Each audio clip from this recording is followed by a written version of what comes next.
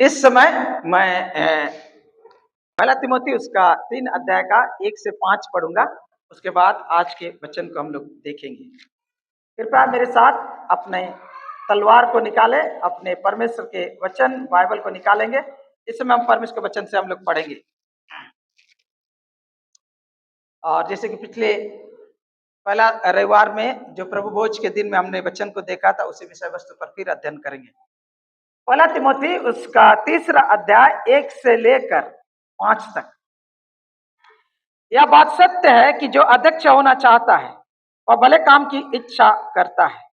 यह आवश्यक है कि अध्यक्ष निर्दोष और एक ही पत्नी का पति, स्वयं ही सुशील, सभ्य, अतिथि सत्कार करने वाला और सिखाने में निपुण हो, पियक्कड़ या मारपीट करने वाला ना हो, वरन कोमल हो और ना झगड़ालू और ना धन का लोभी हो अपने घर का अच्छा प्रबंध करता हो और अपने बाल बच्चों को सारी गंभीरता से अधीन रखता हो। जब कोई अपने घर ही का प्रबंध करना ना जानता हो तो परमेश्वर की कलीसिया की रखवाली कैसे करेगा? जो कोई अपने घर ही का प्रबंध करना ना जानता हो तो परमेश्वर की कलीसिया की रखवाली कैसे करेगा? ये परमेश्वर का वचन है। ये परमेश्वर का वचन है।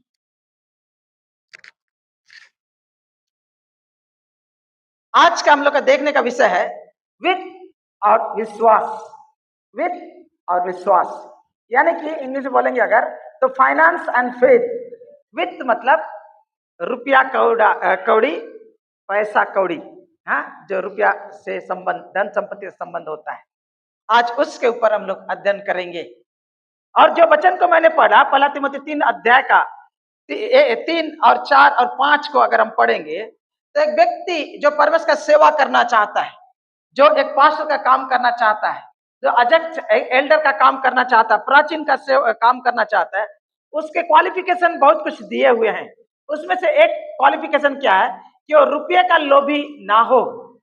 दूसरा बात बोलता है कि वो अपने घर का अच्छा प्रबंध करता हो, हाँ, और अपने बाल बच्चों को अधीन रखता हो।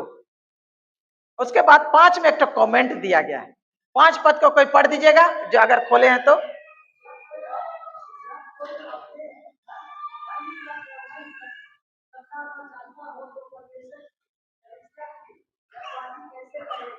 यदि कोई अपने घर का प्रबंध करना नहीं जानता है तो परमेश्वर के कलीसिया की कैसे रखवाली करेगा? हम लोग वचन को देखेंगे, उससे आप लोग के सामने कुछ विचार को रखना चाहते हैं। वचन को हम लोग जब देख रहे हैं तो हम लोग पाते हैं, बोलता है यदि कोई अपने घर का प्रबंध करना ना जानता हो तो परमेश्वर की कलीसिया की रखवाली कैसे करेगा? यहाँ पर हम जब देखते हैं व्यक्ति जो परमेश्वर का सेवा करना चाहता है और प्रभु का कलीसिया की रखवाली करना चाहता है, एक चरवाहा, रखवाला, पास्टर का काम करना चाहता है, प्राचीन या बिशप का काम करना चाहता है, उसके बहुत सारे क्वालिफिकेशन में से एक क्वालिफिकेशन ये है कि वो अच्छा प्रबंधक हो। अच्छा प्रबंधक हो। अच्छा प्रबंध करना उसके आत्मिक क्वालिफिकेशन, कैरेक्टर जो है, प्रभु का सेवा करने के लिए जो क्वालिफिकेशन या कैरेक्टर या गुण चाहिए उसमें अनिवार्य है। यानी एक व्यक्ति का प्रबंध करने की क्षमता, स्टुवर्डशिप की क्षमता, भंडारीपन की क्षमता उसके परमेश्वर के सेवा करने के योग्य ठहरा सकता है या अयोग्य ठहरा सकता है। कहने का मतलब यह है कि प्रबंध करना घर का और घर के वित्त का यानी कि फाइनेंस का, रुपया कौड़ी का प्रबंध कौन व्यक्ति कैसे करता है, ये उसके आत्मिक जीवन में और सेवकाई के जीवन को प्रभावित करता है। कहने का मतलब यह है कि आप और हम जो प्रभु की सेवा करना चाहते हैं या प्रभु के लोग हैं, हम पैसा कैसे हैंडल करते हैं, धन संपत्ति को कैसे हम उपयोग करते हैं, कैसे हम व्यय करते हैं, कैसे हम निवेश करते हैं, इसका सीधा सीधा प्रभाव हमारे आत्मिक जीवन पर पड़ता है। वरन मैं आपको यह कहना चाहता हूं कि आपका आत्मिक जीवन कैसा है, अगर हम देखना चाहते हैं तो आपका बैंक खाता और महीना का खर्चा आप कहाँ किए कहाँ नहीं किए, इसका लेखा जोखा अगर आप हमें देंगे तो आपका आत्मिक जीवन कैसा है इसे पूरा पता चल जाए। समझ में आ रहा? दिस इज स्पिरिचुअल मैटर, ये आत्मिक विषय वस्तु है। हम संसार में रहते हैं और संसारिक जीवन को जी रहे हैं। इस संसारिक जीवन को जीने के लिए धन संपत्ति रुपये का बहुत ही प्रयोजन होता है। इसको इसकी लेन देन हमारे जीवन में होती है, इसके बगैर चलता ही नहीं है ना। और ये इतना महत्वपूर्ण है कि व्यक्ति को प्रभु का सेवा करने के लिए लायक या नालायक साबित करता है, क्योंकि ये कैरेक्टर यानी चरित्र के साथ साथ आत्मिक विषय वस्तु है। इसलिए हम लोग का विषय वस्तु आज का है क्या? वित्त और विश्वास। हम लोग विश्वास के ऊपर उतना अध्ययन नहीं करेंगे, वित्त के ऊपर देंगे जो आपको विश्वास को प्रतिफलन करता है। इस समय आइए मैं आप लोग के सामने परमेश्वर के वचन को पढ़ता हूं। लूका रचित सुसमाचार 14 अध्याय का 28 से 31 तक। समय को देखते हुए जल्दी जल्दी पढ़ेंगे, मैं पढ़ रहा हूं। लूका 14 अध्याय उसका 28 से 31। तुम में से कौन है कि गढ़ बनाना चाहता हो और पहले बैठकर खर्च ना जोड़े कि पूरा करने की सामर्थ मेरे पास है कि नहीं? कहीं ऐसा ना हो कि जब नींव डालकर तैयार ना कर सके तो सब देखने वाले यह कहकर उसका उपहास करेंगे, यह मनुष्य बनाने तो लगा पर तैयार ना कर सका। कौन ऐसा राजा है कि दूसरे राजा से युद्ध करने जाता हो और पहले बैठकर विचार ना कर ले कि जो 20,000 लेकर मुझ पर चढ़ा आता है, क्या मैं 10,000 सेना लेकर उसका सामना कर सकता हूं कि नहीं? यहाँ पर यीशु मसीह एक मसीह भी आगे को पढ़िएगा तो आप पाएगा ये यीशु मसीह के चेलेपन के ऊपर यीशु मसीह शिक्षा दे रहे हैं। एक यीशु मसीह का चेला कैसे जिंदगी जीना चाहिए उसके ऊपर शिक्षा बाद में आप लोग पढ़ लीजिएगा अपना बाइबल में। लेकिन अभी मैं आपके सामने जो एक विषय वस्तु को रखना चाहता हूं, इस दृष्टांत को जब हम पढ़ते हैं और यीशु मसीह हमें बताते हैं, कलीसिया को बता रहे हैं और शिक्षा देना क्या चाहते हैं कि हमारे जीवन में योजना का, युक्ति का, प्लानिंग का बहुत महत्व है। अगर आप घर बनाना चाह रहे हैं तो पहले आपको क्या करना पड़ेगा? प्लानिंग करना पड़ेगा।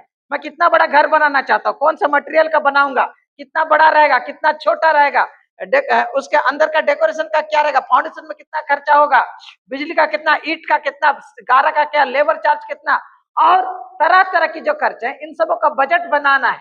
और अगर नहीं करते हैं तो बहुत लोग क्या करते हैं, शुरू कर देते हैं और फिर उनका घर कैसे बन जाता है? सरकार का फ्लाईओवर 20 साल में पूरा नहीं होता है। समझ में आ रहा? शुरू कर दिया, उद्घाटन कर लिया, फोटो ले लिया और अपना एनुअल रिपोर्ट में दे दिया कि हमने ये किया। उसके बाद क्या, वो खड़ा का खड़ा ही रह जाता है। उसी प्रकार बहुत सारे विश्वासी लोग ऐसा ही करते, घर बनाते हैं तो आप देखिए घर का बनाने का मैंने देखा जितना भी बजट बनाएंगे उसका डबल खर्चा होता है।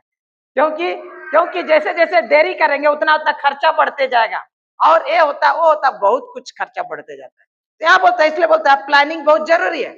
उसी प्रकार युद्ध में भी एक जन 20,000 लेकर सेना लेकर आपके ऊपर चढ़ा आता है, आक्रमण कर रहा है, आप क्या 10,000 में उनका सामना कर सकेंगे? पहले हिसाब किताब करिए, उसका ताकत क्या है, आपकी कमजोरी क्या है, उनका कमजोरी क्या है, आपकी ताकत क्या है, कौन सा रणनीति इस्तेमाल करेंगे तो जीतेंगे या नहीं, उसके ऊपर बाद में लड़ाई के मैदान में उतरना। कहने का मतलब आप लोग के सामने लाल रंग कर दिया, दिखाई नहीं दे रहा।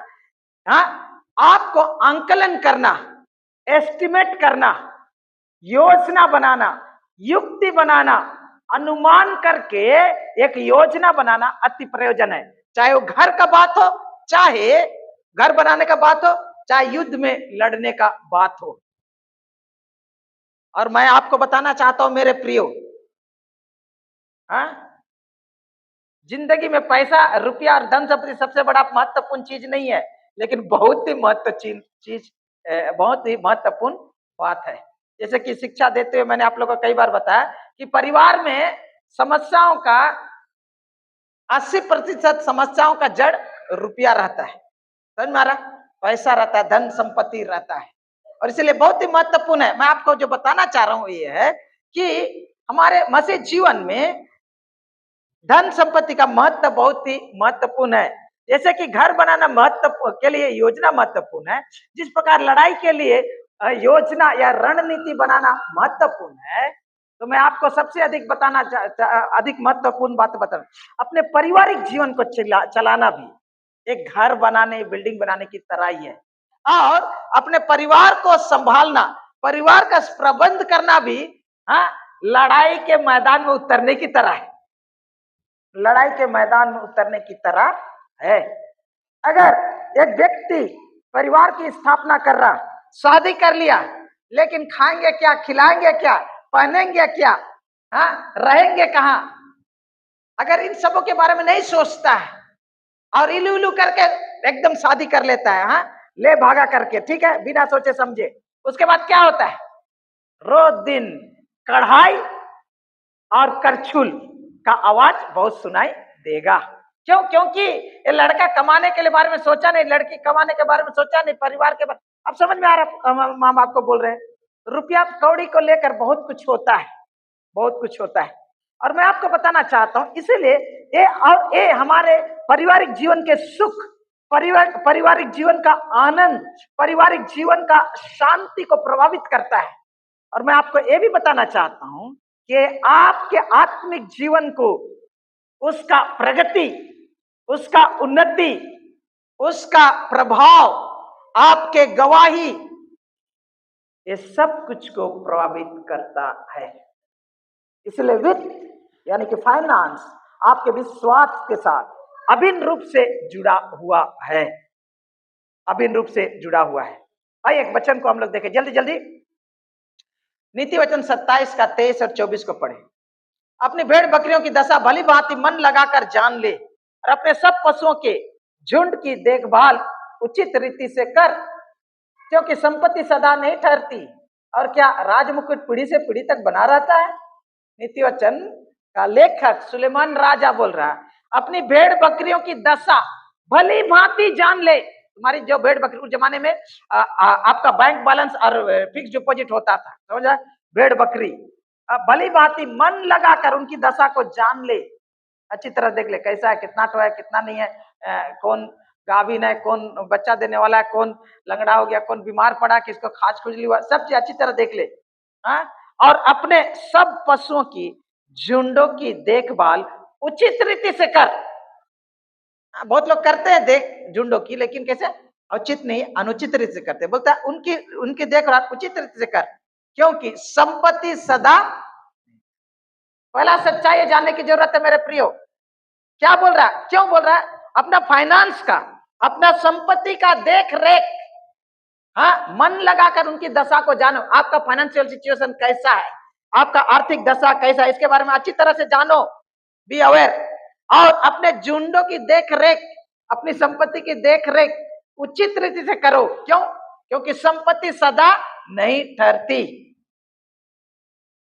संपत्ति सदा नहीं ठहरती। आप लोग मालूम है, एक आदमी का कहानी आप सुने होंगे, जिसका 4 पत्नी था।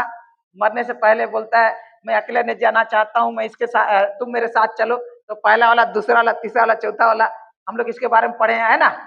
लेकिन जो पहला चीज जो हम लोग पाते हैं वहां, क्या पाते हैं कि उसमें एक पत्नी रहती है, जिसको, जो उसके साथ, उसके लिए दिन रात खटता है, दिन रात खटता है, दिन रात खटता है, जिसको लेके उसको बहुत इस्तेमाल करता है, उसको बहुत प्रेम करता है, उनके लिए जीता है और मरता है, दिन रात उसके लिए खटता है, दिन रात उसके लिए अपना टाइम निवेश करता है, उसके लिए जीता और मरता है, लेकिन मरने के समय उसके साथ जाना नहीं चाहती।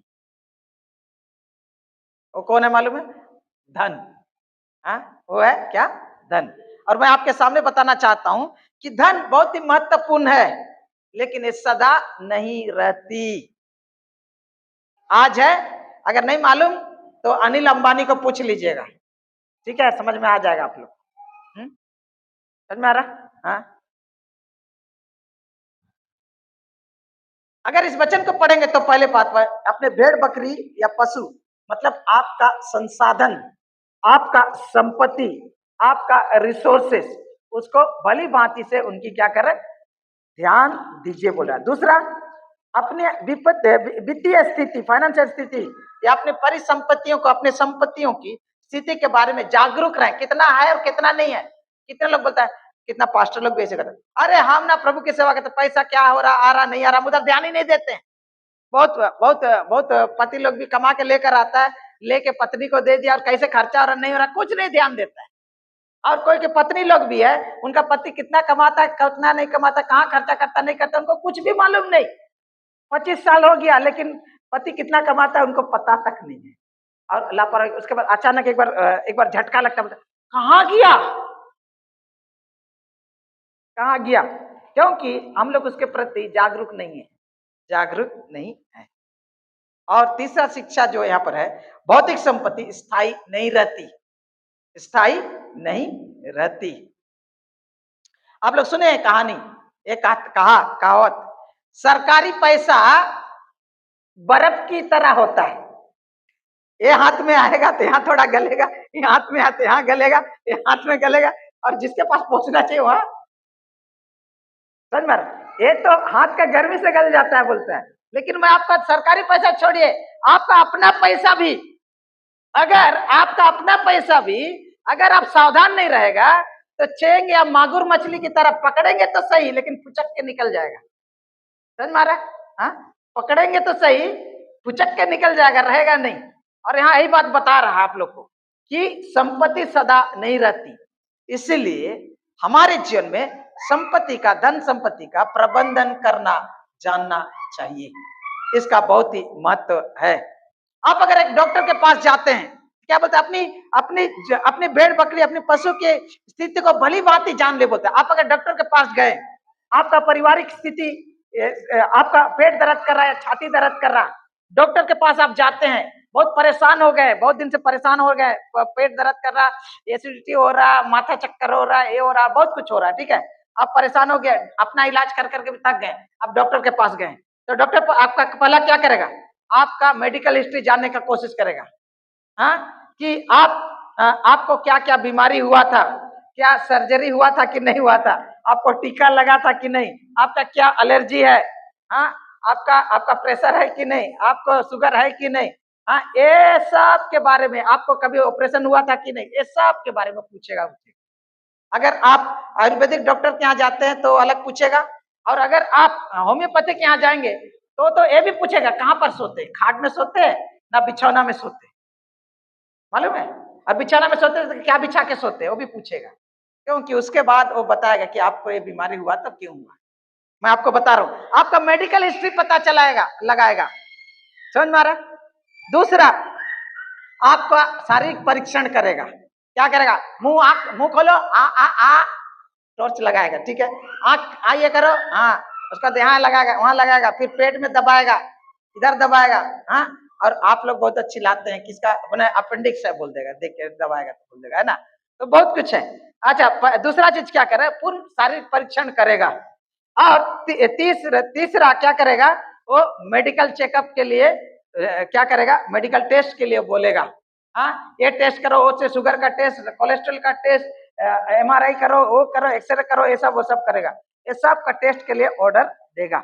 उसके बाद चौथा, उसके बाद ये रिपोर्ट आ जाने के बाद, हाँ, ये सब इंफॉर्मेशन, सूचना एकत्र करने के बाद वो उसके विश्लेषण करेगा, और विश्लेषण करने के उपरांत वो क्या करेगा, डायग्नोसिस करके बोलेगा आपको ये बीमारी हुआ है, आपको इस प्रकार के इलाज की आवश्यकता है, ऐसे ऐसे करेंगे, ये दवा खाएंगे, इतना तारीख के बाद आइएगा, इतना तारीख को ये करेंगे, वो करेंगे, वो सब कुछ बताएगा, है कि नहीं।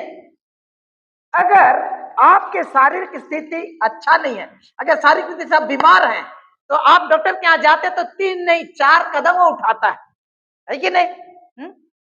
मेडिकल हिस्ट्री जानता है, पूर्ण शारीरिक परीक्षण करता है, तीसरा आपको टेस्ट भी करता है, और चौथा उसके बाद इलाज शुरू करता है, और कितना दिन लगे सब कुछ बताता है।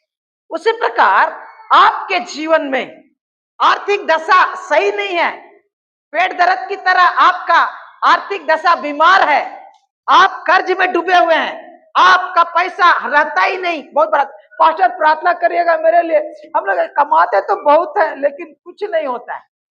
पिछले सप्ताह एक जन भाई फोन किया, वो गया होता अपना चचा के घर में, हाँ, उसका एक्सीडेंट हुआ, तेल गिर गया गैस स्टोव से और पांव हाथ जल गया, हाँ, तो अपना चाची का घर गया कपड़ा दिलवाने के लिए, और वहां बोल रहा, पास्टर जी मेरे लिए प्रार्थना, हमारे लिए तो प्रार्थना कीजिए, इनके लिए प्रार्थना कीजिए, क्योंकि इनके यहाँ पैसा ही नहीं रहता है, कमाता तो बहुत है लेकिन बरकत दिखाई नहीं देता।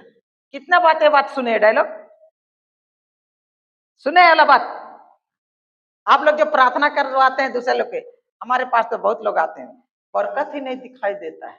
हाँ, क्या प्रार्थना करिए बोलता है, हाँ प्रार्थना की आवश्यकता है, हाँ श्राप होता है, और लेकिन उसके साथ साथ सिंपल से जो बात है वो यह है कि हम लोग अपने रुपये कौड़ी का प्रबंधन ठीक से नहीं करते, उनको सही रीति से नहीं कमाते, सही रीति से खर्च नहीं करते, सही रीति से मैनेज नहीं करते, और इसके कारण हमारी दशा जो है सो है।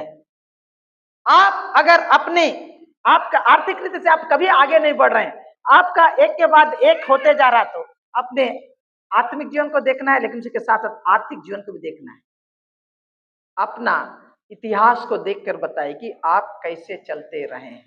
मैंने किसी को कहा, मैं आपके परिवार को 25 साल से जानता हूं, आज से 25 साल पहले जो दशा था आज भी वही दशा है, और उस हिसाब से आपका कमाई 10 गुना बढ़ गया है, लेकिन फिर भी आपका दशा वही का वही है। क्यों? आत्मिक कारण हो सकता है, आर्थिक कारण भी हो सकता है, मैनेजमेंट कारण भी हो सकता है। उसी प्रकार आपका अगर आर्थिक रीति से आप संघर्ष कर रहे हैं, आपके जीवन में समस्या के ऊपर समस्या आ रहा, बरकत पर बरकत दिखाई नहीं देती है, और बढ़ती उन्नति दिखाई नहीं देती है, और हाय हाय करते रहते हैं और कर्ज में डूबे हुए हैं, तो पहला अपना मेडिकल हिस्ट्री को देखिए, प्रभु से प्रार्थना कीजिए, प्रभु हमको बता क्या गड़बड़ चल रहा है हमको, प्रभु से प्रार्थना। अगर वचन बोलता है याकूब 1:5 में, यदि किसी को बुद्धि की घटी हो तो परमेश्वर से मांगे, जो बिना इलाना हुए दिए, हर एक को उदारता से देता उसको दी जाएगी। आपको नहीं मालूम कैसे हैंडल करना, मुझको नहीं, प्रभु से मांगिए, प्रभु देगा। पहली बात तो समझ दीजिए प्रभु हमारी स्थिति के बारे में। दूसरा, जिस प्रकार डॉक्टर शरीर का चेकअप करता है, उसी प्रकार अपने पैसा कौड़ी के बारे में चेकअप कीजिए, देखिए क्या है क्या नहीं है, क्या दशा है क्या नहीं है। बहुत लोग को मालूम है लेकिन कोई चीज को ठीक से ध्यान नहीं देते। आपको टेस्ट करने की जरूरत है, रिपोर्ट लेने की जरूरत है, आपको रिपोर्ट लेने की जरूरत है। कितना पति लोग अपना पत्नी को पैसा दे देता है, उसके बाद बोलता है अरे तुम 15 दिन भी चलाने नहीं सकती, इतना पैसा दिए थे, कहाँ गया पैसा? बाजार का भाव उसको मालूम नहीं हो, बोलता है ठीक है। और कितने लोग हैं कि सचमुच में पैसा तो दिया लेकिन पत्नी कुछ ऐसे खर्चा की जो महीना भर का खर्चा 15 दिन में उड़ा दी। क्यों? क्योंकि उसका प्रायोरिटी, उसका उसका उसका खर्च करने का तरीका अलग है। जैसे मैं कई घरों में जाकर आजकल बोल रहा हूँ, तब आप लोग कितने लोग हैं? पति पत्नी 2 बच्चे हैं, तो कितना, हम सीधा पूछ रहे हैं आप लोग का घर में कितना तेल आता है, मैं पूछता हूँ तो बोलता मेरा 12 लीटर तेल आता है, कोई बोलता 10 लीटर तेल। बोले आप लोग एक जन 2 लीटर 3 लीटर पीते हैं तेल हर महीना में। मैं आपको सीधा बता रहा हूँ, तेल आ रहा मतलब उतने पकवान बन रहा, उतना पूड़ी बन रहा, उतना ही बन रहा। और समझ में आ रहा आपको? सीधा एक सवाल करने से बहुत कुछ निकल जाता है, और पता चलता है कि क्या बनता है नहीं बनता है, पूरा हिस्ट्री निकल जाता है बाहर। मैं आपके सामने उसी प्रकार बता रहा हूँ कि आपको टेस्ट करने की जरूरत है, कहाँ जा रहा नहीं जा रहा है, आपको पैसा खर्चा कर रहे हैं कहाँ, और कहाँ जा रहा है और कहाँ खर्चा नहीं कर रहे हैं, ठीक है, उसके बाद में इलाज होगा। समझ में आ रहा है? लेकिन पहले आपको ये वचन को मानना पड़ेगा जो कहता है कि अपनी भेड़ बकरियों की दशा, अपने रुपया अपने संपत्ति का दशा भली भांति मन लगाकर जानो कि मेरा फाइनेंशियल सिचुएशन कैसा है, कितना कमाते, कितना कर्ज में, कितना लेन देन है, कितना जिम्मेदारी है, कितना खर्चा होता है, जानो। दूसरा बात अपने पैसा संपत्ति है उसका अच्छी रीति से देख रेख करो। हाँ, बहुत लोग तो ऐसा जीते हैं जैसे बाप क्या है, बाप कौन है? हाँ हाँ,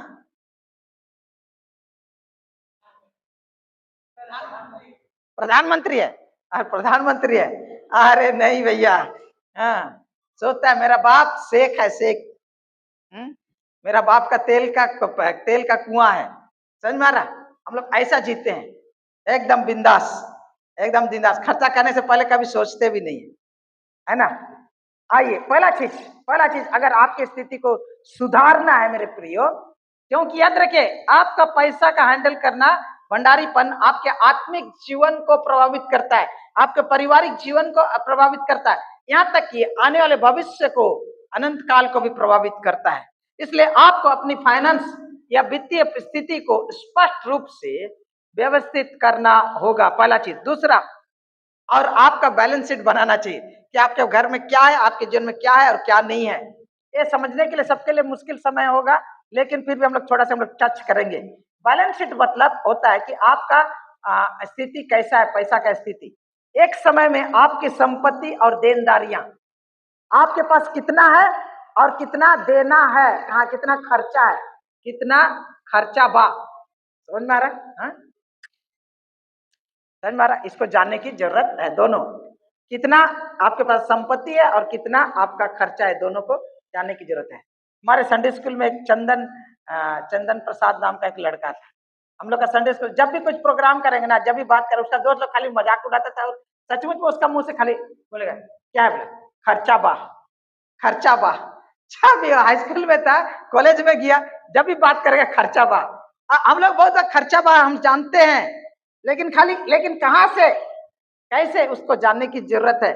एक समय में आपकी संपत्ति और देनदारियां दोनों को स्थिति को आप अगर रखेंगे तो उसको बोला जाता है बैलेंस शीट, यानी कि आपकी आर्थिक स्थिति इस समय ऐसी है। बैलेंस शीट जो होता है आपकी सभी संपत्तियों और एक विशेष समय पर आपके द्वारा लिए गए सभी ऋणों, लोन की सूची है। समझ में आ रहा? आपके पास कितना है संपत्ति, सब प्रकार का पैसा, धन संपत्ति, गाड़ी घोड़ा, लकड़ी, जो कुछ है, उन सब को, ये सब एक हुआ, प्लस आपका कितना खर्चा होता है, कितना लोन उन है, कर्ज है, उन सब को, दोनों को एक जगह अगर सजा के रख देते तो उसको बोला जाता है बैलेंस शीट। ठीक है, यहाँ पर मैं आप लोग के सामने एक परिवार का एक ये लेके आया हूँ, वो लोग का बैलेंस शीट लेकर आऊं। संपत्ति कितना है वर्तमान में, देखिए यहाँ पर इसमें 3 प्रकार का संपत्ति होता है हम लोग के पास, जो होता है वो देखने की।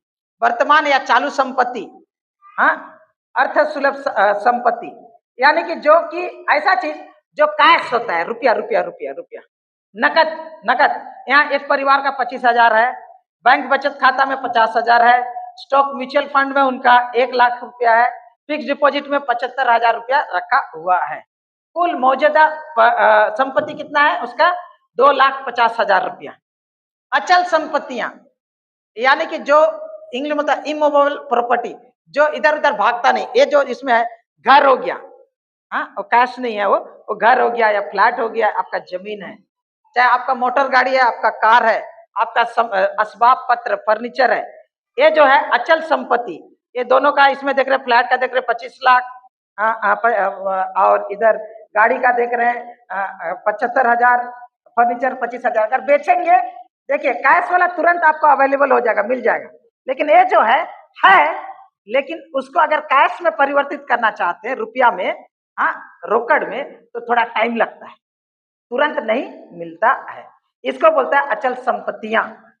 आपका पास भी है, आपके पास कितना नकद है आपको मालूम है, अलमीरा में कितना है, बैंक में कितना है, फिक्स डिपॉजिट में कितना है, इंश्योरेंस में कितना है, या निवेश किया उसमें कितना है, ये सबको जोड़ेंगे तो आपको पता चल जाएगा। तो यहाँ जो है आपको पहला चीज जानने की, आपका कैश बैंक खाता में कितना है, फिक्स डिपॉजिट कितना है, ये तुरंत पैसा जो अवेलेबल है उसको बोलता है वर्तमान या चालू संपत्ति, अर्थ सुलभ संपत्ति।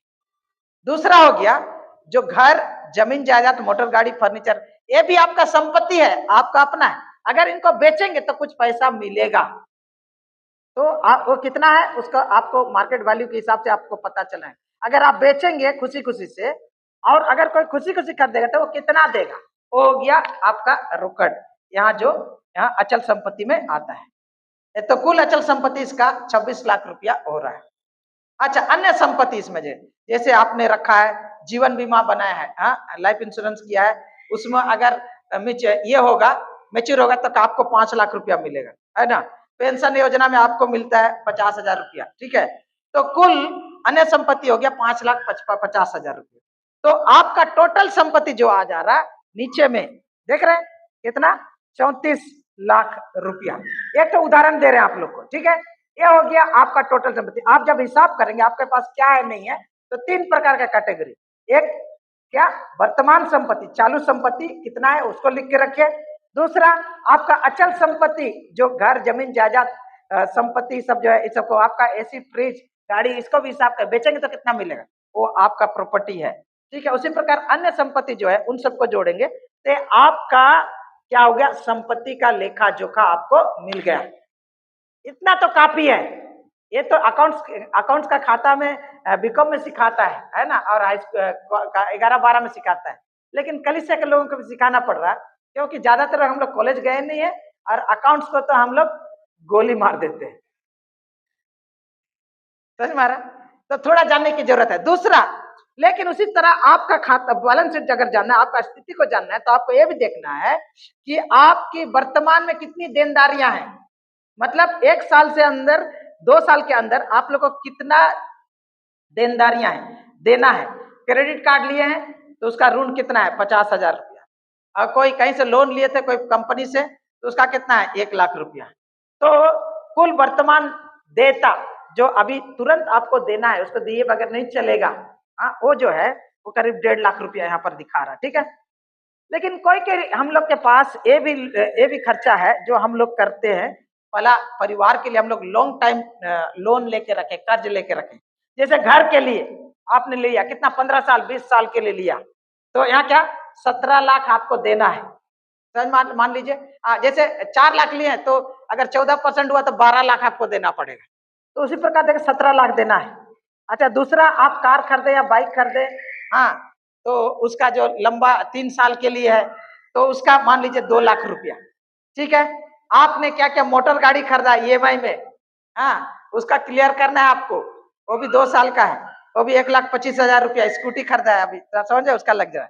आप अपने रिश्तेदार से कर्ज लिया, हाँ, चाहे आपका माता पिता से कर्ज लिया, वो क्या है 1,75,000। तो इस प्रकार देखा जाए तो दीर्घकालिक लंबे समय तक जो कर्ज है वो है 22 लाख रुपया। यहाँ 22 लाख रुपया और वहां 1.5 लाख रुपया, दोनों को मिलाएंगे तो 23,50,000 रुपया हो रहा है। तो ये हो गया कुल आपका देनदारियां, ये आपको देना है। आप किसी के प्रति आपका दायित्व है देना, ठीक है। और आपने हिसाब करके देखा कि आपका 34 लाख का संपत्ति है, तो 34 लाख से ये 23,50,000 को जोड़ देंगे, घटा देंगे, तो आपके पास नकद रूप से अगर आज आपका सब कुछ लूट गया और इस सब को आपको बेचना पड़ा, तो आपके पास कितना बचेगा, मूल रूप से सिर्फ 10,50,000। इतना ही आपका औकात है, जिसको बोला जाता है नेटवर्थ, समझ में आ रहा? और दोनों को मिलाएंगे तो आपको पाएगा 34 लाख। वो 10,50,000, 23,50,000।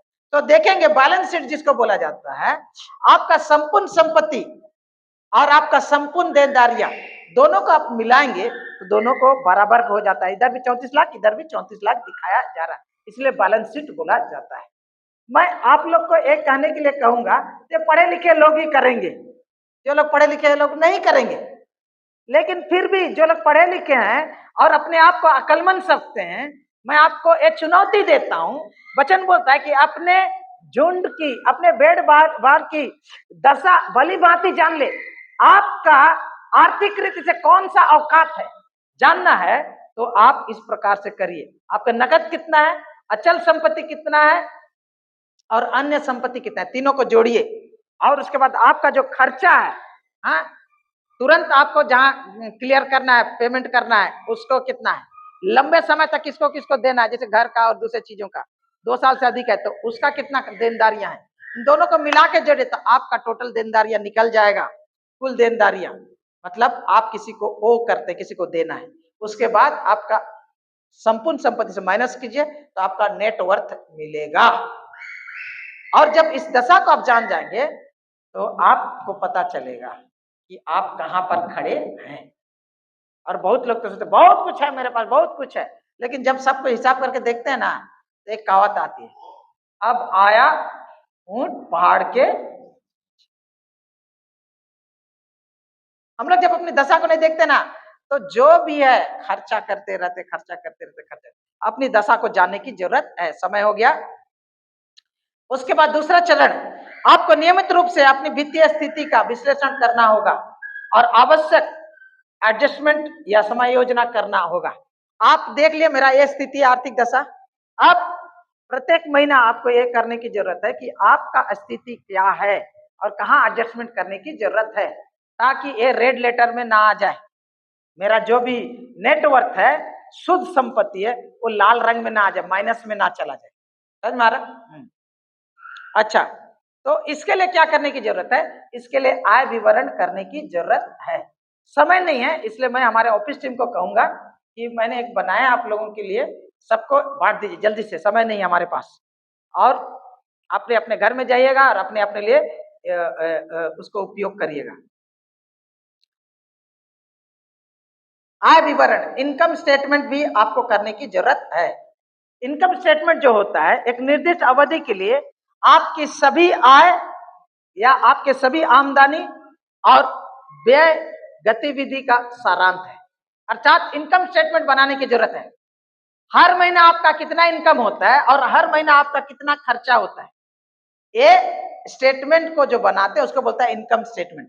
हर महीना कितना कमाई होता है और हर महीना कितना खर्चा होता है, दोनों को एक जगह लेकर आइए तो आपको पता चलेगा कि वो आपका इनकम स्टेटमेंट है। ठीक है। आय विवरण बुनियादी सवालों को जवाब देता है। आपका जो इनकम स्टेटमेंट और आपका महीना का जो खर्चा है, वो आपके लिए कई बुनियादी सवालों का जवाब देता है। पहला सवाल क्या है? आप अपना महीना का एक खाता लीजिए। आप कितना कमाते, कहाँ कहाँ से कटा, पति कितना कमाता, पत्नी कितना कमाता, बेटा बेटी कहाँ है, इधर से कहाँ से आता है, उधर से कहाँ से आता है, वो सबको लिख लीजिए। उसके बाद आपका जितना खर्चा उनको भी लिख लीजिए।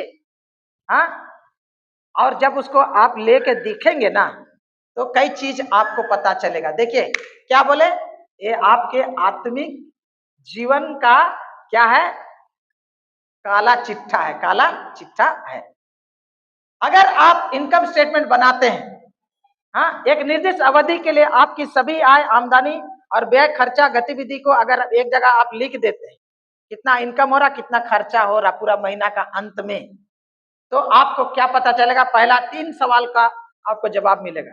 मैं कैसा कर रहा हूं, मैं आर्थिक रीति से हाउ एम आई डूइंग, मैं कैसा कर रहा हूं, मेरा आर्थिक दशा कैसा है। समझ में आ रहा? सुखन भाई लिखने शुरू करिए, आपकी आर्थिक दशा कैसा है, मैं कैसा कर रहा हूं, कमाता कितना हूं, मैं इसको कैसे कर।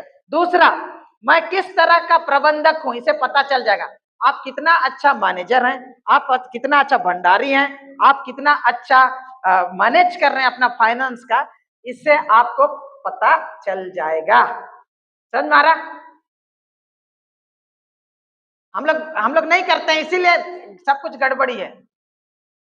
हम लोग ऐसा घोड़ा है जिसको हम लोग रेस में दौड़ाना चाहते हैं और जीतना भी चाहते हैं, लेकिन मालूम है क्या, हम लोग उसका मुंह में लगाम नहीं लगाना मांगते। समझ में आ रहा? उसको बिट जो बोलता है ना, हाँ, बिट मुंह में लगाम नहीं लगाना चाहते।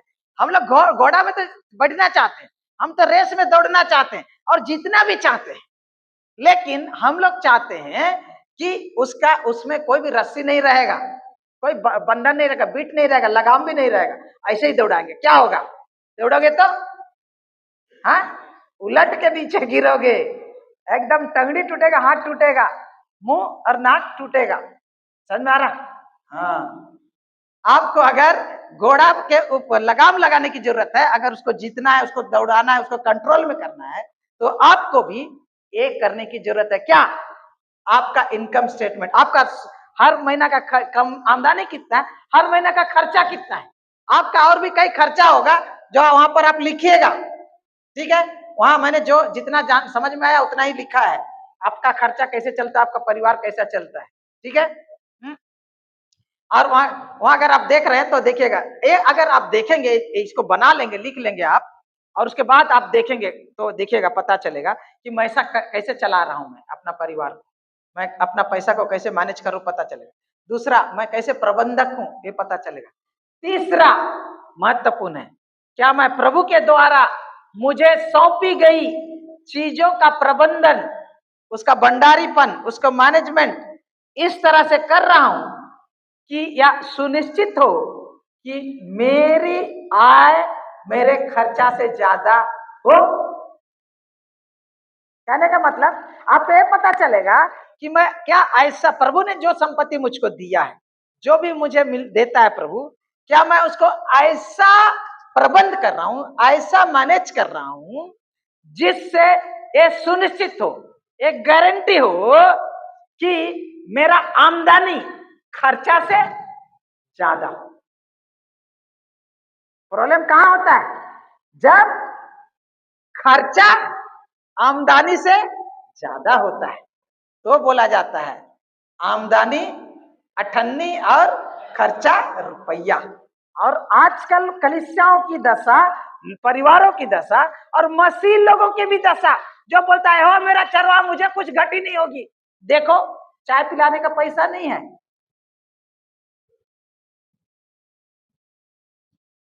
क्या हाय हाय कर्ज में डूबे हुए हैं। हाँ, क्योंकि हम प्रबंधन सही रीति से नहीं करते। आय विवरण आपका दिए हैं, आप लोग अपना बनाइएगा, अपना घर में खाता बनाइएगा और बनाइएगा। नहीं तो उसका दूसरा उपाय भी, आय विवरण हमारे चरित्र के महत्वपूर्ण पहलुओं को भी दर्शाता है। आप इसको देखेंगे ना, आपका कमाई, आपका खर्चा का विवरण, आप एक एक चीज को लिखिए, कहाँ का खर्चा के, कौन दिन कितना कितना कितना कितना, 10 रुपए 20 रुपए, सब कुछ भी।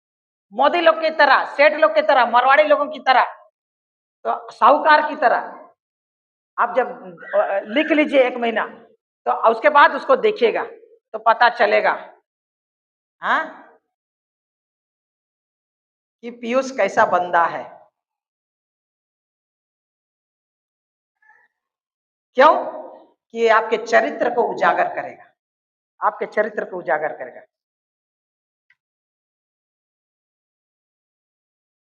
हम अपने संसाधनों का प्रबंधन कैसे करते हैं? ये हमारी ईमानदारी, हमारी निष्ठा, हमारी प्राथमिकताओं का, संक्षेप में कहा जाए, हमारे दिलों के बारे में जानकारी देता है। आपका जो इनकम स्टेटमेंट जो है ना, कमाई का और खर्चा का लिस्ट अगर आप कर देंगे, उसको रख देंगे ना, तो ये आपके बारे में बताएगा। क्या बताएगा? आप कितने ईमानदार हैं और कितना ईमानदार नहीं है, ये पता चलेगा। आप कितने निष्ठावान हैं और कितना निष्ठावान नहीं है, ये पता चलेगा। और आपके जिंदगी में क्या प्रथम स्थान रखता है, प्राथमिकता, आपके जिंदगी में क्या महत्व रखता है, प्राथमिकता रखता है, ये भी पता चलेगा। आपका दिल का आईना बन के रूप में वो आपके सामने आएगा। क्योंकि प्रभु यीशु मसीह ने क्या कहा मालूम है? जहां तेरा धन है, हाँ, जहां तेरा धन है, हाँ, जहां तेरा धन है वहां तेरा मन भी लगा रहेगा। आप बोलते हैं ना, उसकी बेटी पिताजी के दिल के तार को गिटार की तरह बजाती है, सितार की तरह बजाती है, बोलते हैं ना, दिल के तार बेटी के हाथ में बोलता है। क्यों? लेकिन मैं आपको बताऊं, लोगों के दिल के तार को कौन बजाता है?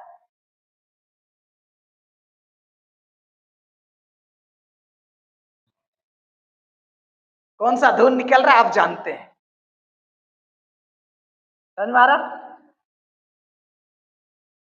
आइए, प्रबंधन अनुशासन से लेकर करुणा तक के चरित्र गुणों को निखारता है और यह प्रकट करता है कि प्रभु हमारे आत्मिक विकास या उसके साथ हमारे रिश्ते से समझौता किए बगैर हमें क्या सौंप सकता है।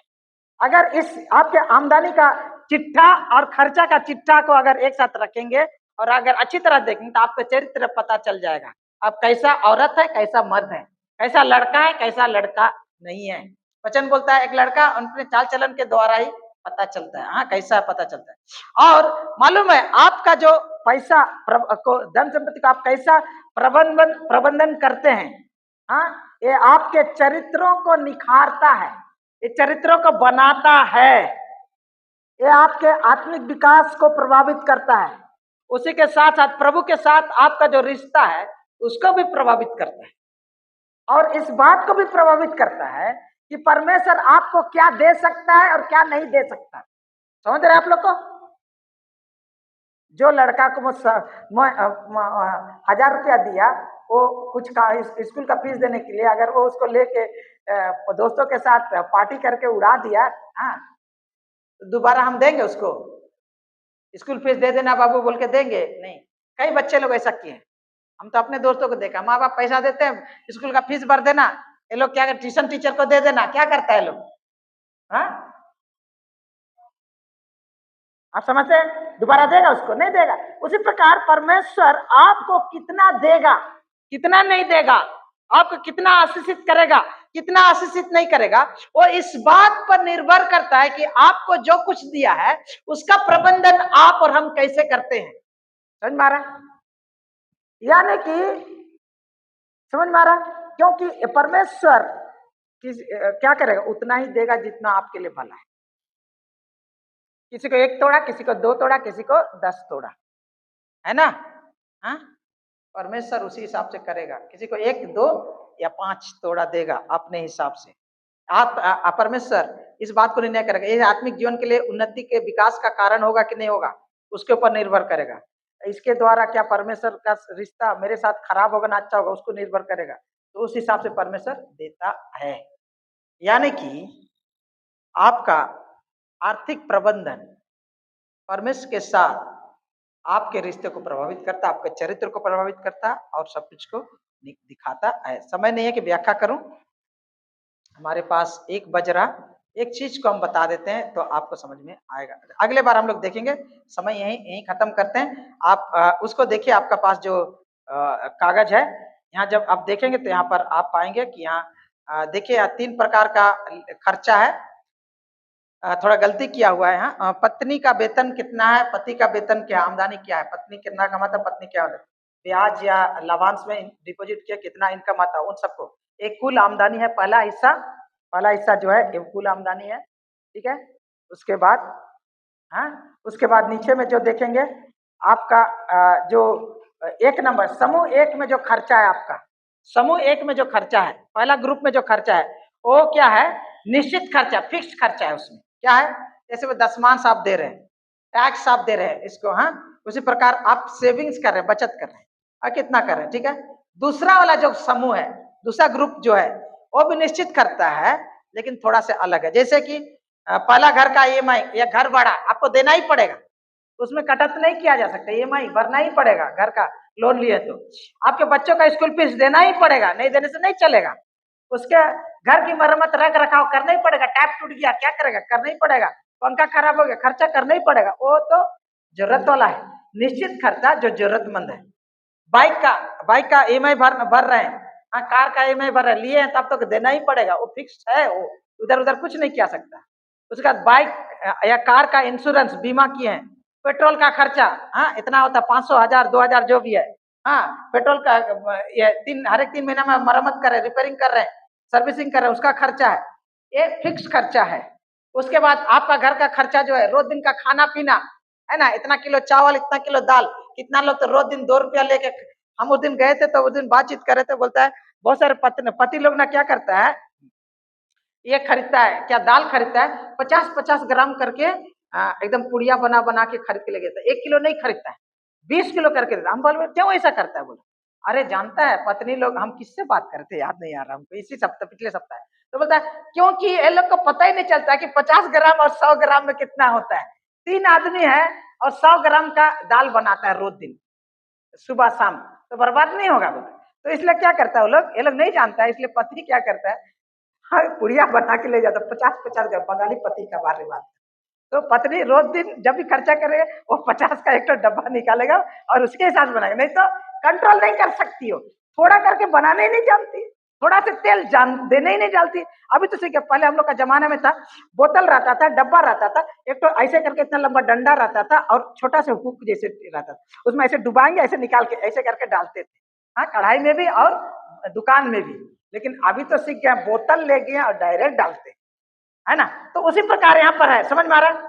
बाइक का खर्चा, खाना का खर्चा, कपड़ा का खर्चा, गैस का खर्चा रेगुलर है।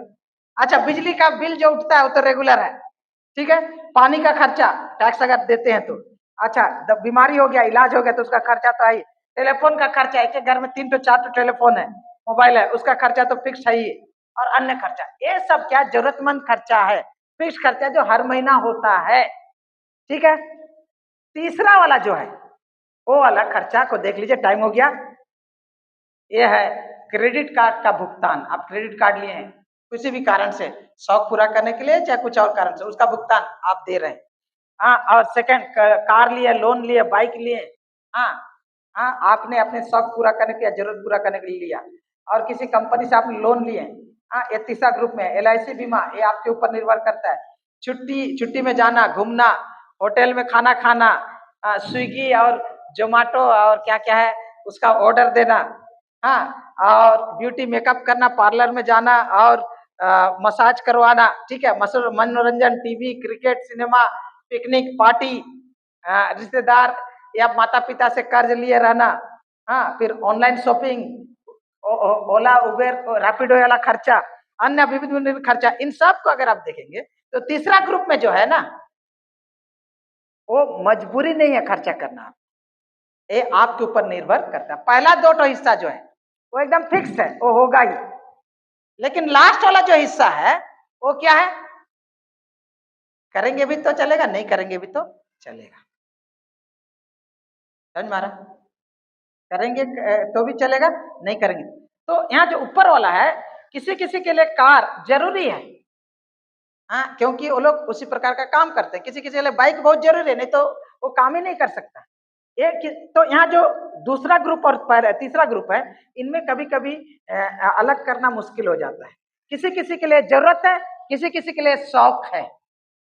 समझ में आ रहा है, किसी के लिए जरूरत है, किसी के लिए चाहत है, जरूरत नहीं है लेकिन वो लोग चाह रहे हैं। और नीचे में जो लिखे हैं उसको ध्यान से पढ़िएगा, ध्यान से सुनिए। तीसरा ग्रुप में जो है अधिकांश आवेगपूर्ण व्यय, खर्चा और तथाकथित आवश्यक ऋण जो केवल जीवन शैली को बेहतर बनाने के लिए लिए जाते हैं। तीसरा ग्रुप में है ना, अपने शौक को पूरा करने, जीवन शैली को हाई करने के लिए और अपने चाहतों को पूरा करने के लिए किया जाता है।